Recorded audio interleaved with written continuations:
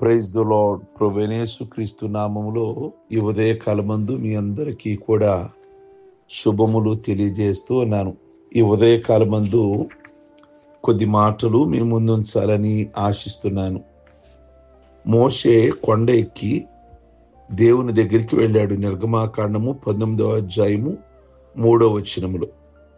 బైబిల్లో కొండ అనేది దేవుని స్థలంగా కనిపిస్తూ ఉంది. చాలా మంది వ్యక్తులు, భక్తులు కొండ మీద దేవుణ్ణి కలుసుకున్న సందర్భాలు, సంభాషించిన సందర్భాలు అనేకమైనవి ఉన్నాయి. ఈ దినాలలో కాదు కానీ మరి కొన్ని సంవత్సరాల క్రితం ఎవరు ప్రార్థించాలన్నా కానీ ఏకాంతంగా కొండల మీదకి వెళ్ళి ప్రార్థించిన సంఘటనలు ఉన్నాయి.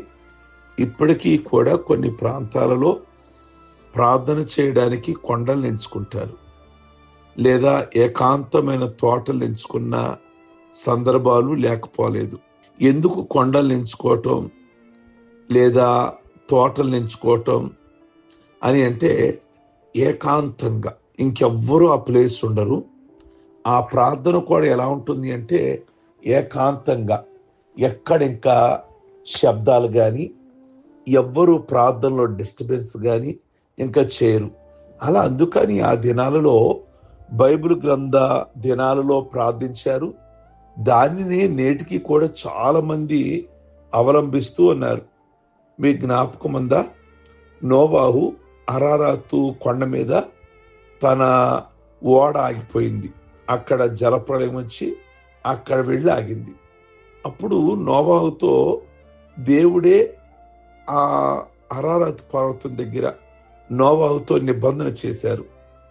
ఇంకా నేను జలప్రళయం అనేది రప్పించి ఇంతమంది జనాభాను ఒకేసారి నాశనం చేయను అని ఒక ఇంద్రధనస్సును, రెయిన్బోను కూడా అనుగ్రహించారు. అప్పుడు దేవుడు నోవాహుతో కొండ మీదే ఆ నిబంధన చేసిన సందర్భాన్ని మనం జ్ఞాపకం చేసుకోవాలి. అలాగే అబ్రహాము మొరియా కొండెక్కాడు. తన కుమారుడైన ఇస్సాకుని దేవుడు బలి అడిగాడు. ఆ బలిద్దామని వెళ్ళాడు. అయితే దేవుడు తన నమ్మకత్వాన్ని మెచ్చి ఆ బలిని ఆపి అక్కడ గొర్రె పిల్లను చూపించారు. అంటే దేవుడు మాట్లాడారు, దేవుడు జవాబిచ్చారు. అదే మొరియా కొండ. అలాగే మనకి హోరేబు కొండ కనబడుతుంది. మోషే మండుతున్న పొదలో దేవుణ్ణి కలుసుకున్న స్థలము హోరేబు కొండ అనేది నిర్గమాకాండం 3:12 మనకు కనబడుద్ది. నేను పంపినది నేనేనని నువ్వు తెలుసుకున్నటానికి గుర్తు ఇదిగో. మరలా ఐగుప్తు దేశం వెళ్ళి ఆ ప్రజలందరినీ ఇదే రూట్లో తీసుకొని వస్తావు. మీరు ఈ కొండ మీద మరలా నన్ను ఇక్కడికి వచ్చాక ఆరాధిస్తారు. గొర్రెలు కాస్తున్న సమయంలో హోరేబు కొండ దగ్గర దేవుడు మోషేకి ప్రత్యక్షమయ్యాడు. మోషే దేవుని మాట విని హోరేబు కొండ దగ్గర నుంచి ఫరో దగ్గరికి వెళ్ళాడు. మరలా కొన్ని దినాలు ఆగిన తర్వాత, ఒక 4 నెలలు 5 నెలలు ఇంచుమించుగా ఆగిన తర్వాత మరలా మీరు ఇదే రూట్లో వస్తారు. ఈరోజు ఒక్కడిగా ఉన్నావు మోషే, నువ్వు ఈ కొండ దగ్గర గొర్రెలు కాస్తూ మరలా ఫరో దగ్గరికి వెళ్ళిన తర్వాత కొన్ని లక్షల మందితో ఇదే స్థలంలో నన్ను ఆరాధిస్తారు. ఎంత చక్కని మాట అండి. మోషేతో దేవుడు మాట్లాడాడు హోరేబు కొండ దగ్గర. అప్పటికి మోషే గొర్రెలు కాస్తూ ఉన్నాడు. ఆ స్వరం విన్నాక ఫరో దగ్గరికి వెళ్ళాడు. మధ్యలో ఒక 4 నెలల దాకా ఎవరు శక్తి కలిగిన దేవుడో రుజువు చేసుకున్నారు. ప్రియ దేవుని బిడ్డలారా, ఇశ్రాయేలీలందరినీ తీసుకొని మోషే మరలా అదే హోరేబు కొండ దగ్గర ఆరాధిస్తాడని ప్రభు చెప్పారు.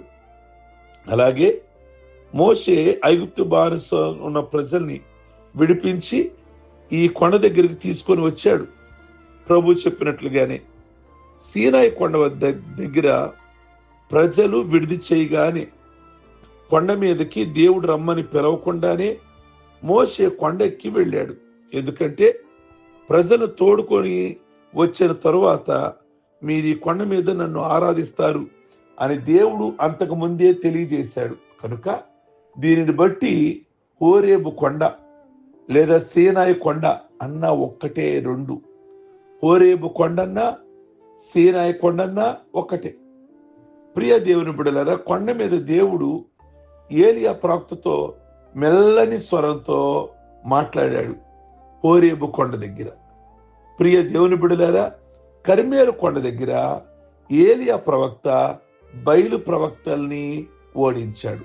గమనించండి, ఇవన్నీ కూడా కొండ దగ్గర జరిగిన కార్యాలు. నిజంగా ఏలియా ఆ రోజున మరి కర్మేలు కొండ దగ్గర ఆ బయలు ప్రవక్తలందరినీ కూడా ఓడించి తను నమ్ముకున్న దేవుడే గొప్పవాడు అని అందరి ఎదుట బయలుపరిచాడు. గెరీసిము కొండ మీద నుండి ఆశీర్వాదమును, ఏబాలు కొండ మీద నుండి శాపమును ప్రకటించినట్లుగా మనం బైబిల్ గ్రంథంలో ద్వితీయోపదేశకాండంలో చూస్తాం. యేసుక్రీస్తు కూడా కొండ మీద నుండి ప్రసంగం చేశారు కదా. యేసు ప్రభు వారు కూడా రూపాంతరం చెందారు అంటే మార్పు చెందబడ్డారు. ఆ కొండ మీదకి ఆ ఏలియా మోషేలు దిగి వచ్చారు. ప్రియ దేవుని బిడ్డలారా, యేసుక్రీస్తు రాత్రి వేళలో ఒలీవల కొండపై గడిపిన సందర్భాలు ఎన్నో ఉన్నాయి. యేసయ్య ప్రాణాన్ని పెట్టింది కలవరి కొండ మీద. కపాలమనబడే కొండ, గొల్గొతా కొండ, కల్వరి కొండ, ఇవన్నీ ఒక కొండ మాత్రమే. ఈ యొక్క ఉదయకాలమందు కొండ అనుభవం కావాలి.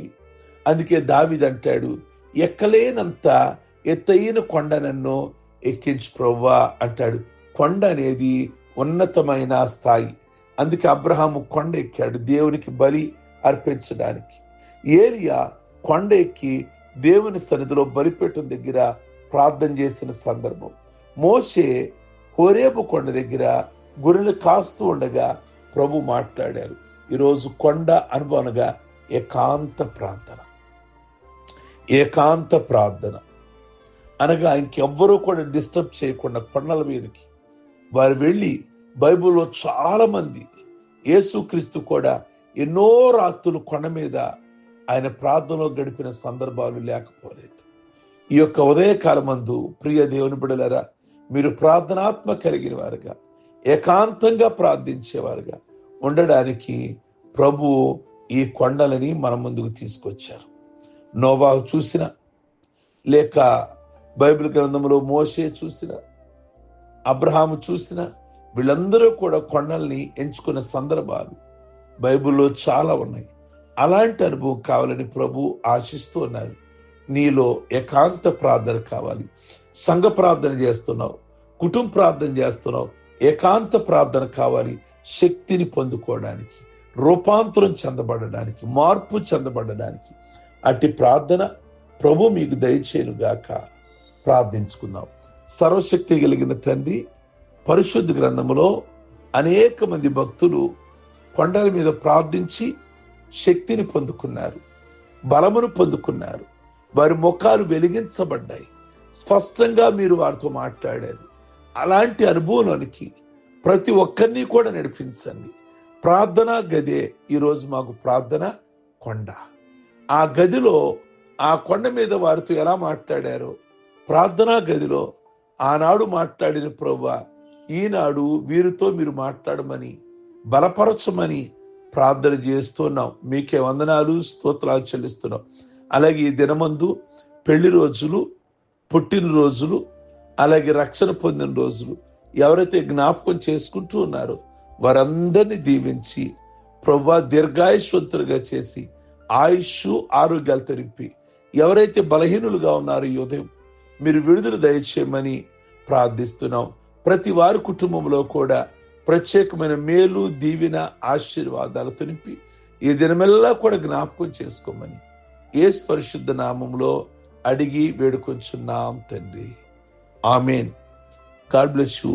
ప్రభు మిమ్మల్ని దీవించునుగాక. మరి ఈ మాటలు విన్నవారు అందరికీ ఫార్వర్డ్ చేయండి. చాట్ బాక్స్లోకి వచ్చి చక్కగా మెసేజ్, ప్రభు మహిమార్థంగా మీరు ఏ విధమైన మేలు పొందుకున్నారు తెలియచేయండి. God bless you.